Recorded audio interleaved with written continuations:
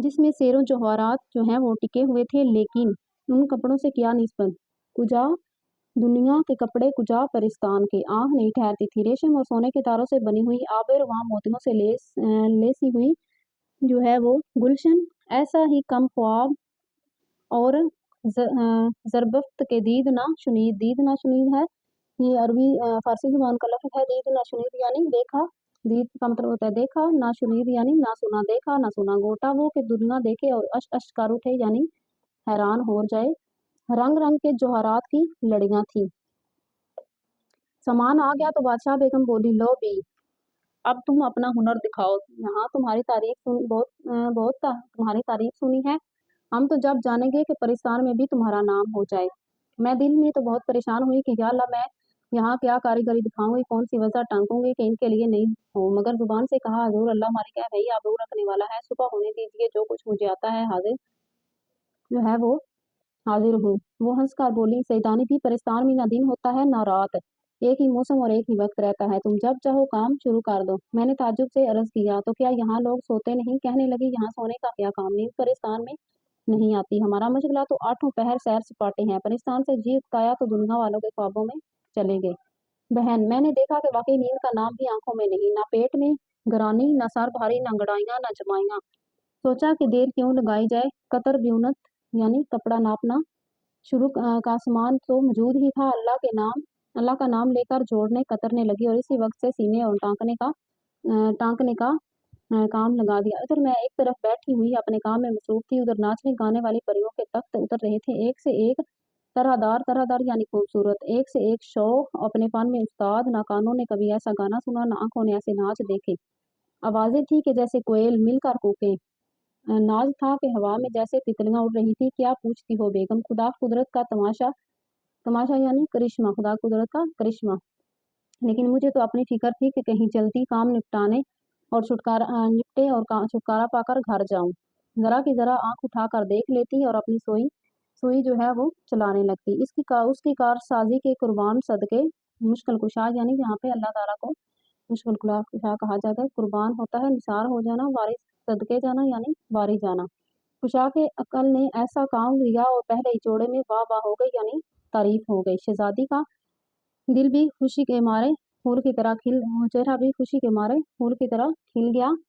अब क्या था, मेरे हाथ पांव में घोड़े लगे, दिनों का काम घड़ियों में होने लगा। कहानी बहुत लंबी है, कहाँ तक कहूंगी। जिस काम की आदमी धुन धुन यानी लगन बांध ले वो हो ही जाता है। आखिर सारे जोड़े सिल भी गए और टिक भी गए। कितने दिन लगे ये कौन कह सकता है, वहां दिनों का हिसाब ही न था। हाँ, अगर यहाँ इतना काम करती तो खुदा झूठ ना बुलवाए, मेरे अकेले हाथ पर एक साल से काम न लगता। इस अरसे में सारी परियां, खास तौर पर शहजादी, मुझसे बहुत मोहब्बत करने लगी। खाला सईदानी कहते कहते उसका मुंह सूखता था। घंटों मेरे पास बैठी रहती और मुझको सुई चलाते देखती रहती। अ, और तुम जानो, पास रहने का बड़ा असर होता है। मुझे भी इसकी भोली भाली शक्ल पर प्यार आता, मगर दिल का क्या करती कि ये निगूरा तो यहाँ पड़ा हुआ था। घर की याद चैन नहीं लेने देती थी। हाय अपना खंडला, खंडला यानी घर या खंडर, परस्तान भी में भी नहीं भूला। आखिर जब सारा काम उनकी मर्जी के मुताबिक हो गया तो मैंने कहा, हजूर, खुदा ने मुझे सुरखरू कर दिया, सुरखरू यानी कामयाब कर दिया। मौला ने मेरी आबरू रख ली। सरकार की शहजादी की शादी और शहजादी को ये जोड़ा पहनने मुबारक हो। अब लोंडी यानी नौकरानी को रुखसत दीजिए यानी इजाजत दीजिए, रुखसत कीजिए। बादशाह बेगम बोली, सईदानी भी हमारा जी चाहता है कि हमारी शहजादी की शादी देख कर जाओ। सच कहूँ मेरा जी भी भरभराया, मगर सोचा कि सईदानी सईदानी दीवानी हुई है। तू खाकी है यानी खाक से बनी है, ये आतसी है यानी आग से बनी है। ज्यादा मेल अच्छा नहीं है, जरा सी देर में बिगड़ बैठी तो जलाकर खाक कर देंगी। पहाड़ में जाए परिस्तान और परिस्तान की शादी। चल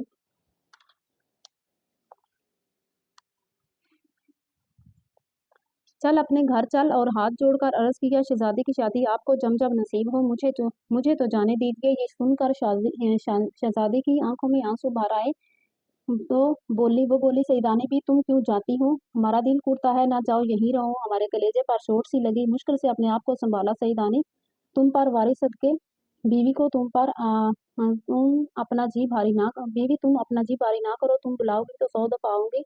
इकाएकी नहीं छूट सकती, मट्टी मट्टी में खुश रहती है। शहजादी तो कुछ खफा और कुछ रोंकती हुई सी उठ कर गई। बादशाह बेगम बोली, सईदानी भी तुम्हारी मर्जी, जाओ, खुदा हाफिज। और इसी कलमूहे बकर गदही को हुक्म दिया कि सईदानी भी को उनके घर पहुंचा दे। खबरदार जो रास्ते में किसी किस्म की शरारत की, और देखो जो इनाम और इकराम सईदानी भी को बादशाह ने दिया है वो सब पालकी में रख लेना। दिल में खुश और जाहिर में बसूरती हुई सबसे रुखसत हुई वही परिसाद जो मुझे पालकी से उतार कर लाई थी, साथ लेकर चली।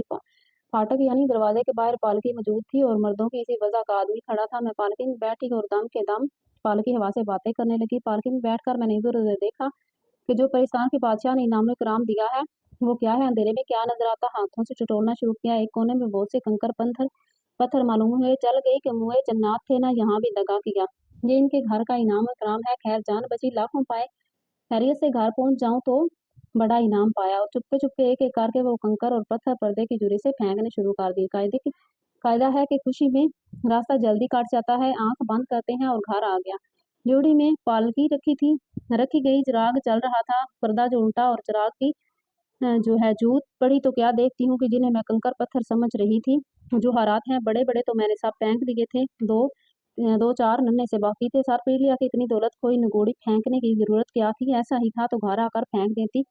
तकदीर की खोट कहाँ ले जाती। नसीब में पत्थर भी ना थे। हीरे लाल जमर्द क्यों मिलते। एक एक पैर मन मन बराबर होने 4 महीने रह गए थे। वही लेकर बड़ी मुश्किल से उतरी। घर में जो पहुंची तो बोनट पुलाव जैसा छोड़ कर गई थी वैसा ही दाम पर पड़ा था। बड़ी भी पकाने वाले मगर की नमाज पढ़कर दुआ मांग रही थी। दुआ मांग कर जुटी तो उन्होंने पूछा कि उल्टे पाँव में वापस आ गई, खैर तो है ना। मैंने कहा दिल में कहा, लीजिए एक न शुद्ध दो शुद्ध। यानी एक क्या काम था जब दूसरा भी